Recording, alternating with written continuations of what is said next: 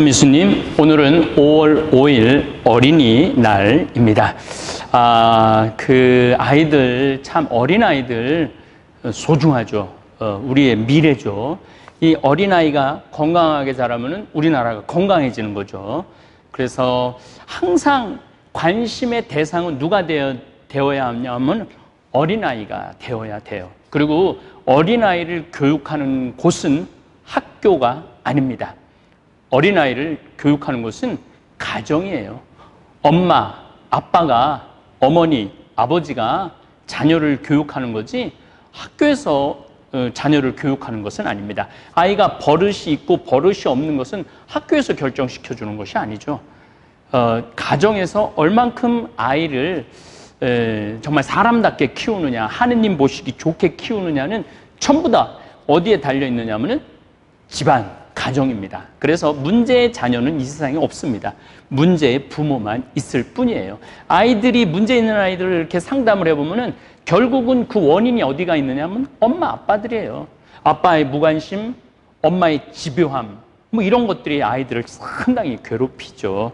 어쨌든 오늘 우리 지금 점점 아기를 안 낳는 시대에 들었죠. 참 제가 이 성서 특강을 준비하면서 참 황당한 게 바로 그런 것들이에요. 뭐가 황당하냐면은 구약 시대는 어떻게 쓰든지 애를 낳으려고 그러고 또 한 불과 50년 전, 60년 전만 하더라도 애를 안 낳으면 큰일 나는 것 같이 알고 있는데 지금은 웬만해도 그냥 아예 안 낳고 사는 경우 너무너무 많죠. 완전히 성소하고 정반대의 이 세상이 지금 펼쳐지고 있어요. 물론 예수님이 오시고 난 다음부터는 이 씨족, 물려가는 거는 이제 하느님의 자녀라고 불리는 거죠. 우리는 모두 하느님을 아버지로 모신 한 가족, 신앙 공동체인 것이죠. 그래서 그 모든 것을 종식해준 그 때를 완성을 시켜주신 분은 누구냐? 예수님이라는 이야기를 지금 하고 있습니다. 지금 이제 아브라함을 하느님께서 부르셨죠.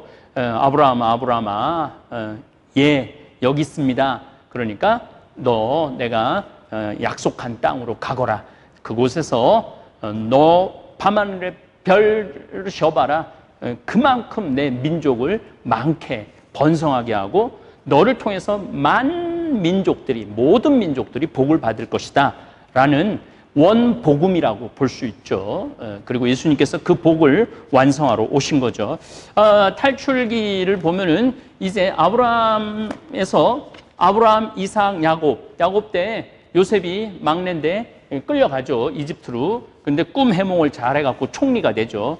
그러자 가나안 땅에서 7년 동안 아버지 70명이나 되는 가족이 가물어갖고 도저히 어떻게 할 수 없으니까 이집트로 내려오죠. 이집트 문명, 나인 문명, 여러분들 여러분들 말씀드렸어요. 수단, 에티오피아에서 한 6,000km를 흐르는 나일강이 있는데 이 나일강의 삼각주가 범람을 해요. 그럼 아주 땅이 비옥하게 되죠. 그 크기가 어느 정도냐? 우리나라 한반도 반 정도가 전체가 농토예요. 끝도 없는 농토예요. 그러니까 지중해를 차지하려고 그러면은 어디를 차지해야 되느냐면 이집트를 차지해야 되는 거예요.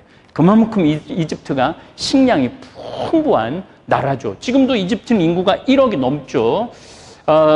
제가 오래된 통계로 기억을 하면은 이집트가 쌀 생산량 세계 8위예요. 8위. 굉장히 쌀 생산이 많은 밀 생산이 많은 나라죠. 어쨌거나 하여튼 이제 이 아브라함부터 이삭, 야곱까지 해갖고 이집트로 내려갔어요. 야곱 집안. 그리고 400년 동안 왕조가 바뀌면서 제18 왕조, 파라오 왕조가 바뀌면서 이 요셉의 그 공덕을 생각하지 않고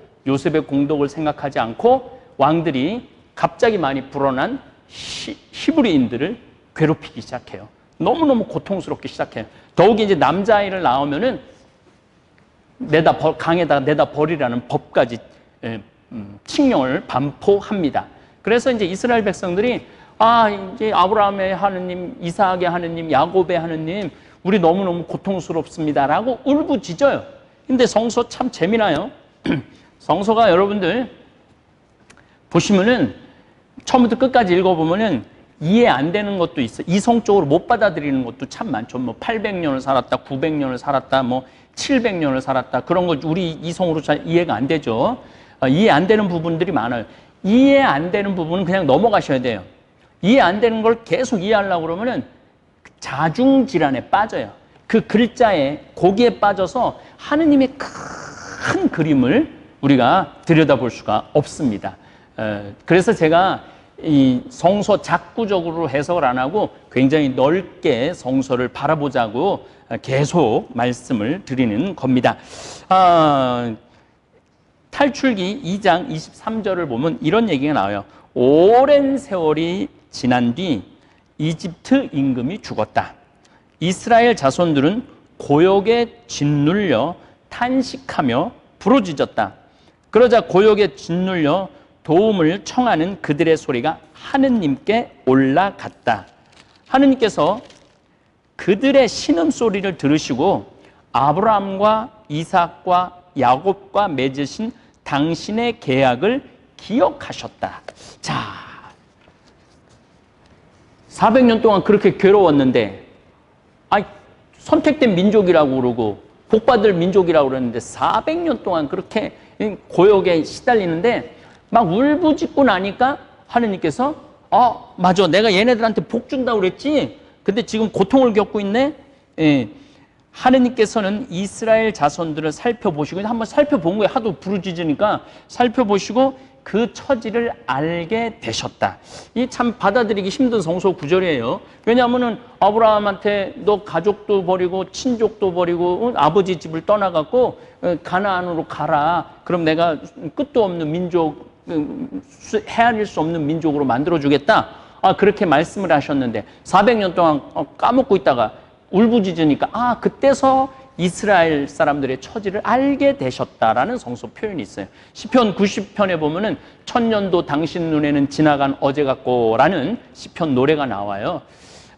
이 뭐 가끔 농담 삼아 우리 신부들이 이제 신부님 왜 내 기도를 하느님이 안 들어주세요? 그런데 들어는 주실 거다. 걱정하지 말아라. 근데 하느님은 하루를 천년으로 생각하기 때문에 네가 지금 하는 기도를 천년 후에 들으실 수도 있다. 안 들어주시는 건 아니다. 그렇게 그 말도 아닌 말을 할 때가 궤변론이라고 그러죠. 말도 아닌 말을 농담 삼아 하는 게 이런 성서 구조를 보면은 그런 농담이 성서적인 농담이 나오죠. 여기서 제가 여러분들한테 이스라엘에 가면은, 예루살렘에 가면은, 갈릴레아에 가면은 성지에서 내리는 은총이 있어요. 확실히 있어요. 저는 애 못 낳는 사람이 간절한 소원을 가지고 가서 저 성지순례 따라가갖고 거의 다 아이를 가졌다는 얘기를 들었어요. 신부님 7년 아이가 없었는데 애가 성지순례 가서, 그게 뭐냐면은 성지에 가면은 그 예수님이 활동하신 그 현장에 가면은 마음이 어떻게 되느냐면 간절해져요. 간절해지고 간절하게 울부짖게 돼 있어요. 간절하게 울부짖으면 하느님께서 가만히 있어봐. 그래 맞아. 네가 지금 그런 소원이 있지. 그리고 성지에서 내리는 특별한 은혜가 있는 거예요. 제가 이제 여기 우리 성모님, 과달루페 성모님도 말씀을 한번 드릴 건데, 그 성지에 가면은 사람이 간절해져요. 하느님께 간절하게 기도하면은 하느님께서 많이 들어주신다는 그러한 증거입니다. 증거. 그래서 여러분들도 기도하실 때 간절하게 기도하셔야 돼요.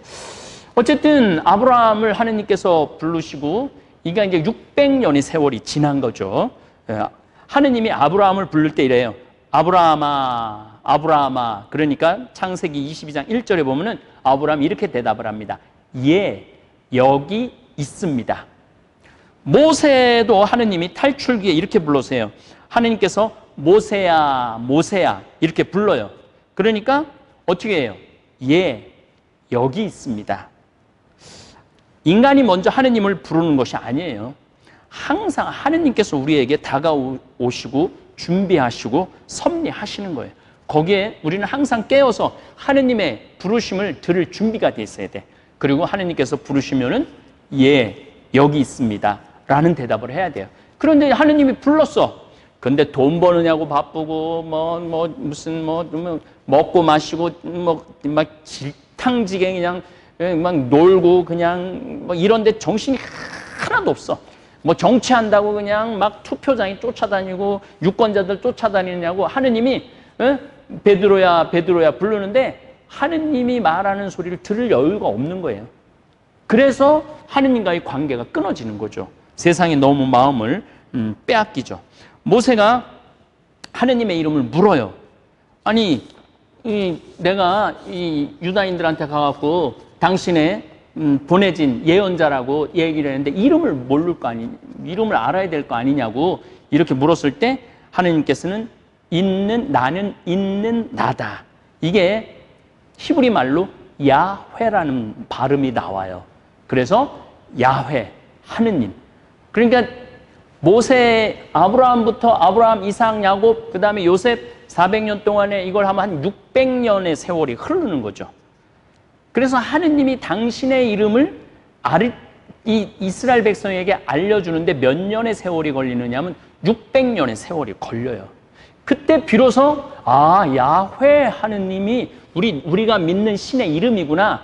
600년 지나 400년 동안 까먹고 있다가 이스라엘 백성들이 막 부르짖으니까 그래 내가 약속을 했었지. 이렇게 하는 하느님. 그러니까 우리가 하느님을 알아가는 과정이 결코 쉬운 과정이 아니라는 거예요.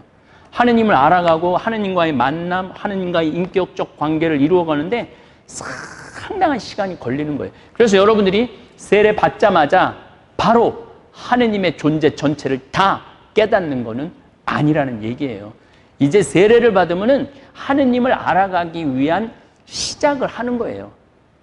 성당 많이 지금 다니시는 분들, 미사 참여 많이 다니시는 분들, 또 성경 공부하시는 분들, 또 성서를 읽으시는 분들, 이 성서를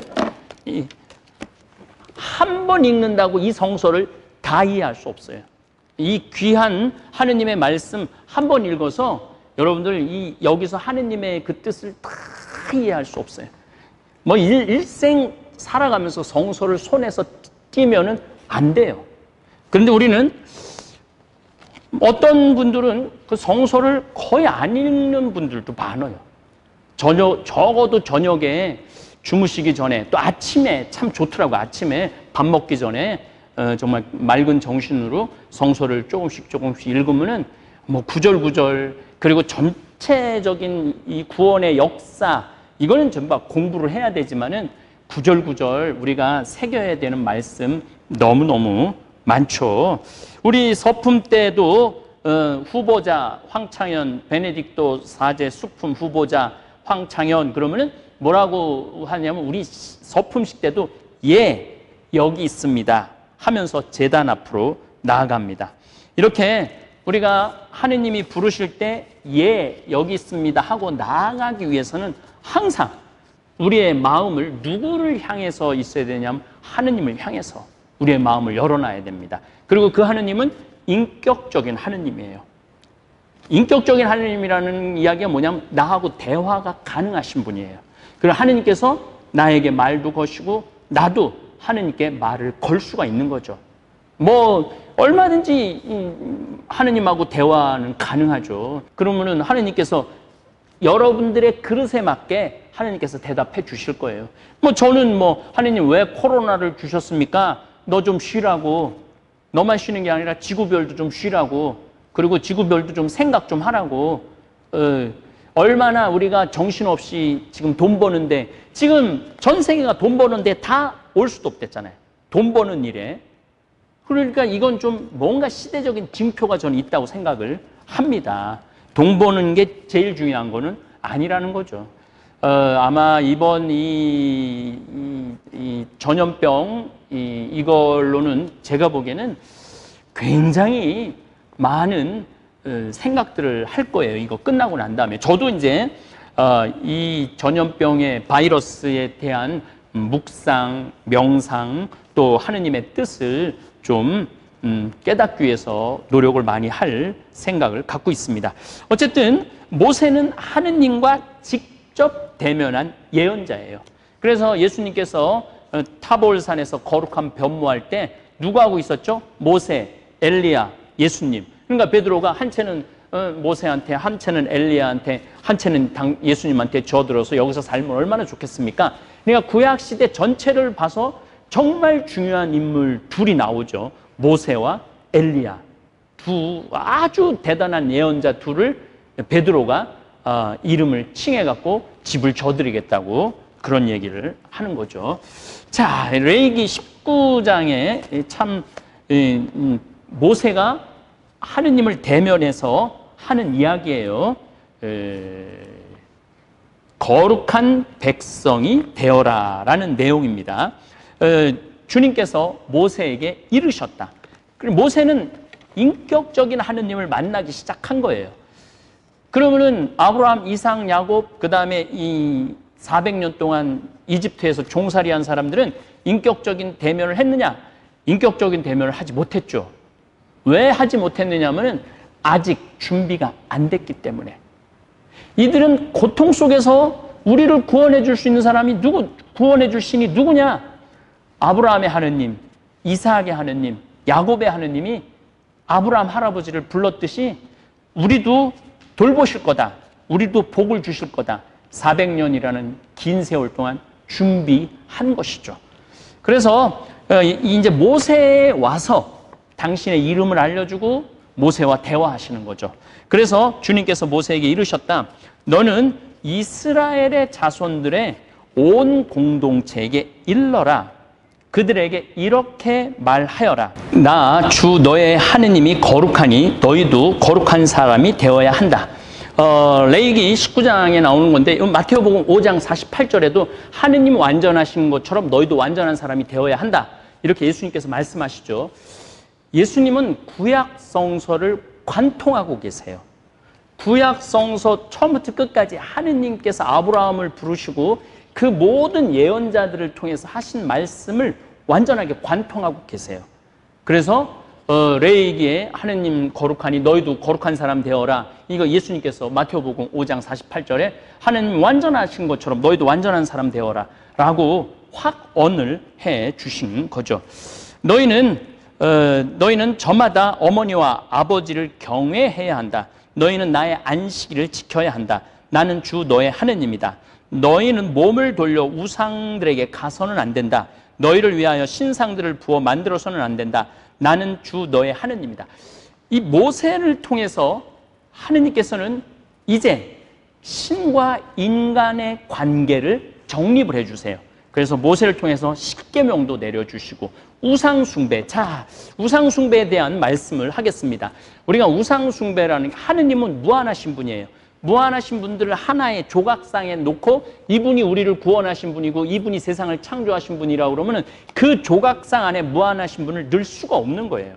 그래서 하느님은 당신의 상을 절대 만들어 세우지 못하게 하십니다. 그 상을 만들어 세우는 순간 그 상 안에 하느님의 영이 있다고 사람들이 인식하기 시작하고 그거를 정말 절대적으로 그 아테네 신전에 가면 아테나라는 여성 파르테논 신전 그 아크로폴리스에 가보면은요 제가 감사하게도 젊은 시절에 지금 강의하는 지역은 거의 다 갔다 왔습니다. 제 눈으로 확인하고 여러분들한테 말씀드리는 거라고 생각하시면 됩니다. 어쨌든 그런 아테나라는 어마어마한 파르테논 신전에 그 아테나라는 한 10m 되는 황금으로 한 그런 그 우상을 숭배하지 말라는 거예요. 하느님은 상 안에 들어갈 수 없다는 거예요. 그래서 우상 숭배, 구약의 모든 예언자들이 전부 다 얘기한 게 뭐냐면 우상 숭배예요. 그 다음에 안식일, 우상 숭배, 안식일, 십계명입니다. 이게 하느님과 인간과의 관계를 제대로 정립해 나가는 과정이 이제 여행이 시작되는 거죠. 우리 마음 안에도 우상이 있죠. 뭐 돈에 대한 우상, 권력에 대한 우상, 거기에 사로잡히면은 다른 자유로운 생각을 하지 못하는 거죠. 예수님은 항상 진리가 너희를 자유롭게 하리라고 그랬는데 그런 거에 자꾸 매달리다 보면은 우리가 우상에 빠지는 거죠. 그래서 우리 영혼이 영원한 하느님을 닮지 못하고 우리의 영혼이 갇혀 지내는 거죠. 자유롭지 못한 거죠. 그리고 19장 9절에 보면은 참 제가 좋아하는 구절이에요. 너의 땅에 수확을 거두어 드릴 때, 너의 땅에 수확을 거두어 드릴 때 밭 구석까지 모조리 거두어 들여서는 안 된다. 거두고 남은 이삭을 주어서도 안 된다. 너희 포도를 남김없이 따 들여서는 안 되고 포도밭에 떨어진 포도를 주어서도 안 된다. 그것들을 가난한 이와 이방인을 위하여 남겨두어야 한다. 나는 주 너의 하느님이다. 여기서 벌써 레위기에서부터 모세는, 하느님은 가난하니 나눔에 대한 이야기를 합니다. 우리 생태마을, 또 가끔 이제 자연인이다를 보면은 산에 짐승들이 와서 많이 먹고 가죠. 근데 그 자연인들 가운데 이런 분들이 있어요. 그냥 너도 나눠 먹고 나도 나눠 먹는 거지. 그게 바로 하느님의 자비입니다. 하느님의 사랑이고, 이런 사랑의 계명, 하느님의 자비의 모습이 서서히 이 탈출을 시작한 이스라엘 히브리 사람들한테 나타나기 시작하고, 그건 예수님께서 와서 완성을 하시죠. 자, 아주 재밌어요. 요 복음이 루카복음 4장 18절에 보면은 주님께서 나에게 기름을 부어주시니 주님의 영이 내 위에 내리셨다. 주님께서 나를 보내셔 가난한 이들에게 기쁜 소식을 전하고 잡혀간 이들에게 해방을 선포하며 눈먼 이들을 다시 보게 하고 억압받는 이들을 해방시켜 내보내며 이 구원의 때가 오늘 나에게서 이루어졌다라고 말씀을 하시는 거죠. 그래서 예수님은 완벽한 하느님의 계시로 드러나는 모습을 우리가 성서를 통해서 알 수 있죠. 신명기 8장 3절을 보면은 광야에서 만나를 먹이죠. 읽어보겠습니다. 그분께서 너희를 낮추시고 굶주리게 하신 다음 너희도 모르고 너희 조상들도 몰랐던 만나를 먹게 해주셨다. 그것은 사람이 빵만으로 살지 않고 주님의 입에서 나오는 모든 말씀으로 산다는 것을 너희가 알게 하시려는 것이다. 자, 여러분들, 사람이 빵만으로 살지 않고 주님의 입에서 나오는 모든 말씀으로 산다는 얘기 어디서 많이 들어보지 않으셨어요? 악마가 예수님 유혹할 때 이 돌도로 빵 만들으라고 그랬을 때 예수님이 뭐라고 그래요? 마태오복음 4장 3절에 유혹자가 그분께 다가와 당신이 하느님의 아들이라면 이 돌들에게 빵이 되라고 해보시오 하고 말하였다. 예수님께서 대답하셨다. 성경에 기록되어 있다. 사람은 빵만으로 살지 않고 하느님의 입에서 나오는 모든 말씀으로 산다. 제가 예수님은 심하게 얘기해서 메소포타미아 문명, 그 다음에 그리스 문명, 헬레니즘 문명, 로마 문명, 헤브라이즘 문명, 유대 문명, 그 다음에 구약 성서 전체를 관통하고 아우르시고 계신 거예요. 그리고 예수님 탄생 이전에 석가모니, 공자, 조로아스터, 이런 소크라테스, 이런 사람들이 한 모든 것들을 저는 종합하신 분이 예수님이라고 저는 생각을 해요. 그 한 말씀 한 말씀 안에 사람들이 알아듣기 쉽게 예수님이 말씀했지만 그 안에는 아주 깊은 철학과 신앙이 들어있는 거죠. 그래서 우리가 그 복음 하나하나를 이렇게 음미해 나가다 보면은 꿀보다, 진꿀보다 복음이 더욱 달게 돼 있죠. 자, 이제 모세가 하느님한테 불륜을 받아갖고 이집트에 가갖고 10가지 재앙을 일으키고 난 다음에 파스카, 과월을 합니다. 탈출하는 거죠. 그래서 엑소도스 한다고 그러죠. 탈출하는 거죠. 이때 문설주에 양의 피를 바르고 누룩 안 든 빵을 먹고 떠나는 거죠. 여기에 어린 양의 피를 바른다, 누룩 안 든 빵을 먹는다. 우리 많이 귀에 익숙하지 않아요? 그래서 미사 성제를 파스카 성제 기념이라고 그래요. 파스카 축제. 이스라엘 백성이 양의 피와 누룩 안 든 빵을 먹고 탈출을 했듯이 우리도 미사 때 예수님의 살과 피를 받아 먹으면서 이 세상에서 탈출해갖고 어디로 가는 거야? 하느님의 나라로 향하는 거예요. 이 모세, 아브라함은 75세 하느님한테 불리움을 받아갖고 175살에 죽었죠. 모세는 40살에 왕자로 살다가, 이집트의 왕자로 살다가 히브리 사람 죽이는 걸 보고 이집트 사람 때려 죽이고 도망을 가죠. 미디안이라는, 지금 사우디아라비아 지역이 있는 데로 도망을 가갖고 80살까지 이드로가 제사장이에요. 그래서 그 이드로라는 장하고 같이 살면서 아마 종교에 관련된 옷은 어떻게 입어야 되고 자세는 어때야 되고 이런 것들을 굉장히 익숙하게 읽지 않았는가. 또 한 가지는 이 이드로, 요 사우디아라비아 이 사람들은 아랍 사람으로 봐야 돼요. 다시 말하면 함부라비 법전의 영향을 받은 사람으로 봐야 돼요.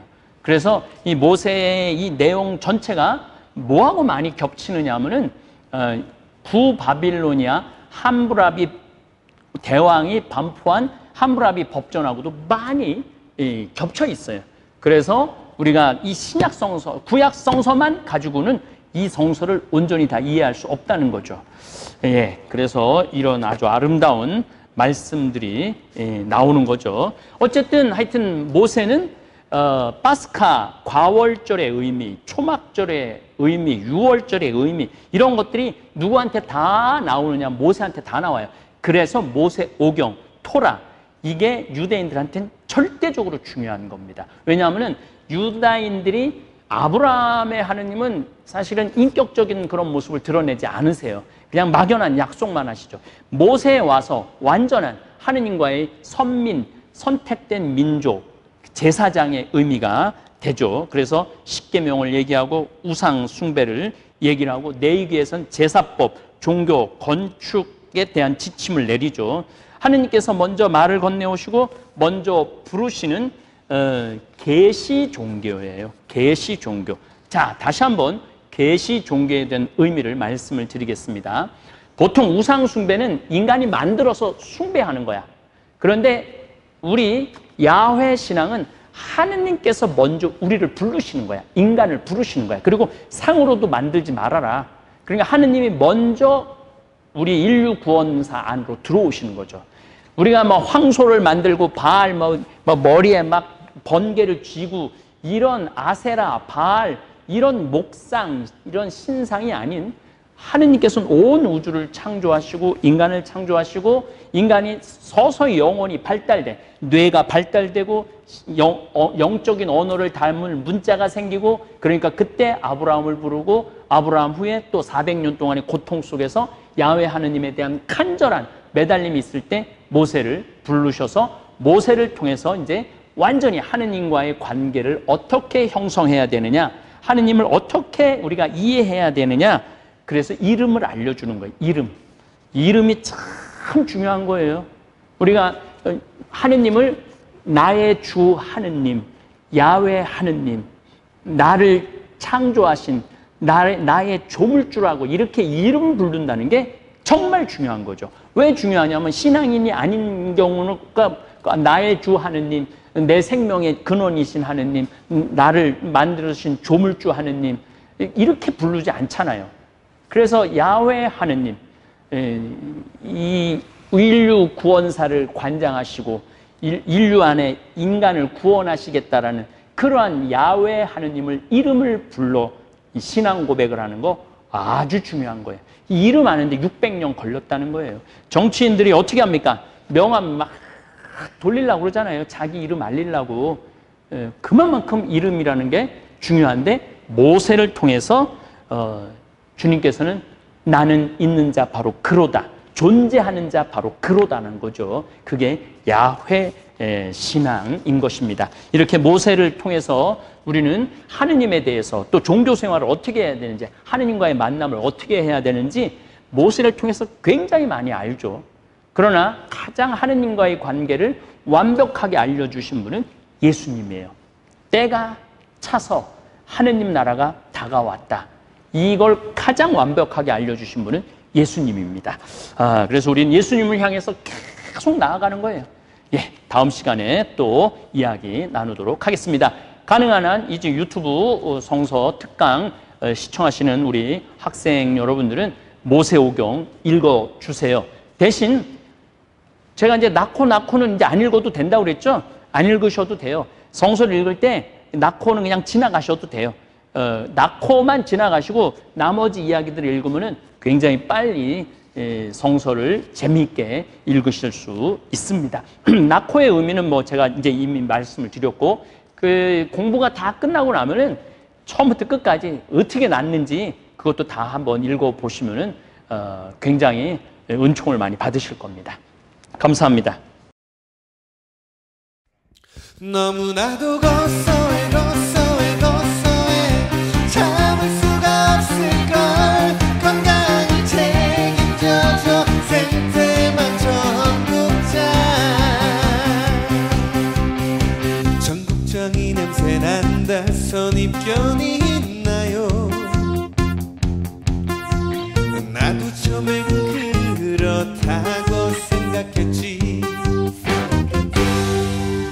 전국장 가루를 생수에 타먹은 그 순간 고소함과 함께 깔끔한 맛이 밀려왔지.